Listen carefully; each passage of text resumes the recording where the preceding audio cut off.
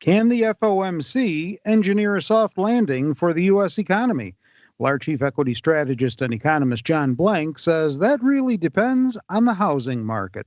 John, will housing be the sole determining factor given all of the other economic headwinds out there? Terry, housing in the GDP reports is called residential fixed investment. So when you're looking at a GDP report, you're looking for the residential fixed investment number, and it's typically way less than 10%. Business fixed investment is the other part of that investment number, which is overall sums to 15%, and consumption is 70%, which does nothing to do with housing. So basically, it's very rare for the housing market to take down the entire economy on its own. And so is all of that data what you're considering about housing to be a benchmark here? Well, look, the housing market matters as in a multiplier effect across the economy. Once people's housing prices sink, mortgage issuance goes down, building and construction sinks, then you have multiplier effects. It's those multiplier effects that people need to watch out for. But what I mean by that is it's going to take time for anything that starts in housing to spread to the other parts of the economy. So the worry is in front running the reality that it'll take a year or two at best. And is that the main conclusion that we can draw from the housing data that you've analyzed? Yeah, I think so. You got to take a lot of statistics to look. For example, homes for sale is still fairly strong. Inventory is still fairly low. Home construction is still fairly high.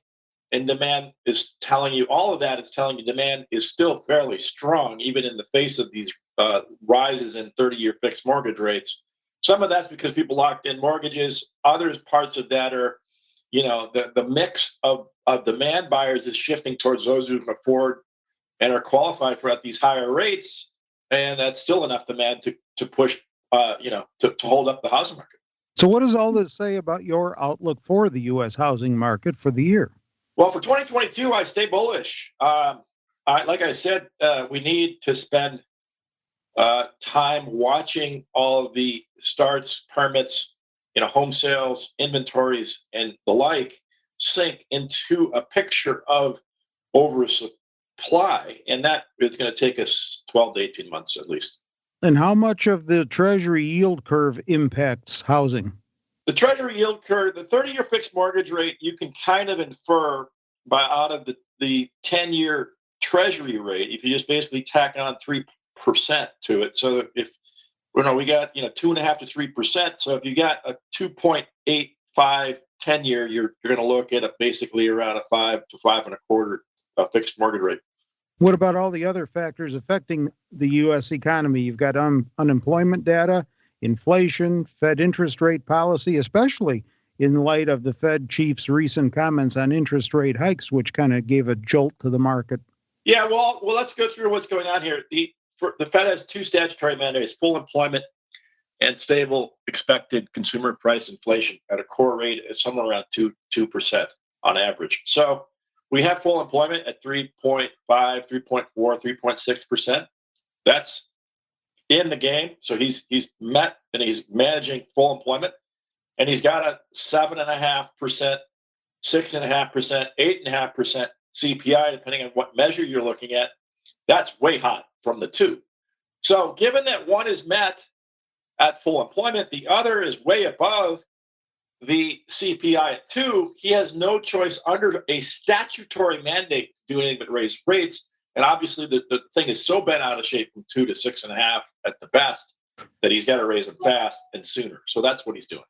Against this backdrop, then, and in light of this morning's GDP data that came out, April 28th is when we're talking here, the headline number shows some shrinkage in the U.S. economy. But when you look at the internals, you see it a little differently, don't you? Yeah, Terry, all we got to do is go to the BEA site and pull up the GDP first quarter advanced estimate. By the way, this is called an advanced estimate. It'll be revised 2 more times. So the reason we get it soon, April the 28th, this is, 3 or 4 weeks after the first quarter. That's for a GDP number with millions and millions of components. That's soon. So they redo this over the next few months. But if you get down, and look, I'm not doing more than just reading the very top chart and right below it. Here's what it says. The decrease in real GDP reflects decreases in private inventory investment, exports, federal government spending, and state and local government spending, while imports, which are a subtraction in the calculation of GDP, increased. Period. Here's the point that's more relevant. Personal consumption expenditures, PCE, non-residential fixed investment, that is businesses, and residential fixed investment, which is housing, increased. So PCE is 70% of the story. That's up. Non-residential fixed investments, let's say 5 to 10% of the story, that is up. And residential fixed investment, which is the other 5% of the story, is up. So 85% of the spending aggregate that matters over the long term is up, not down. And based on that, what are you looking for GDP for the rest of the year here? We got to plan for 2.5 to 3% real GDP growth in this year with full employment. Something slightly above trend because of the sheer amount of stimulus the government has supplied in the COVID period, and probably no more than that. So what do you see as the main concerns over global economic growth? Global growth, I personally think the China shutdowns are a bigger issue than the Russian invasion of Ukraine. Obviously, I feel on a geopolitical and personal level that, we got to do everything to help the Ukrainian people.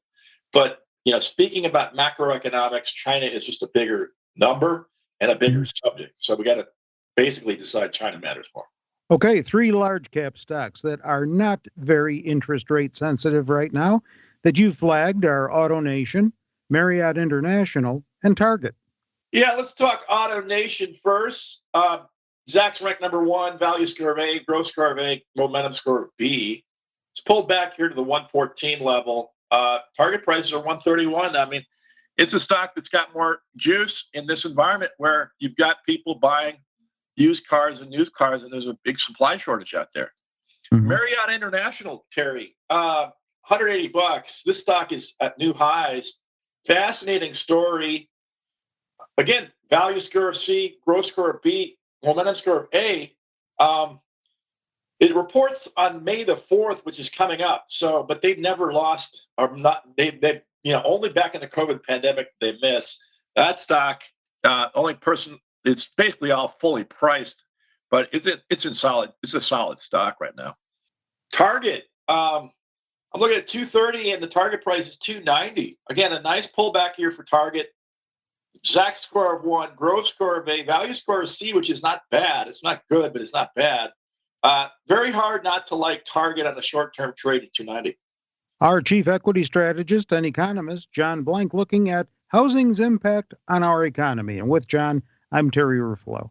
This material is being provided for informational purposes only, and nothing herein constitutes investment, legal, accounting, or tax advice, or a recommendation to buy, sell, or hold a security. Do not act or rely upon the information and advice given in this podcast without seeking the services of competent and professional legal, tax, or accounting counsel. Publication and distribution of this podcast is not intended to create, and the information contained herein does not constitute an attorney-client relationship. No recommendation or advice is being given as to whether any investment or strategy is suitable for a particular investor. It should not be assumed that any investments in securities, companies, sectors, or markets identified and described were or will be profitable. All information is current as of the date herein and is subject to change without notice. Any views or opinions expressed may not reflect those of Zacks Investment Research as a whole.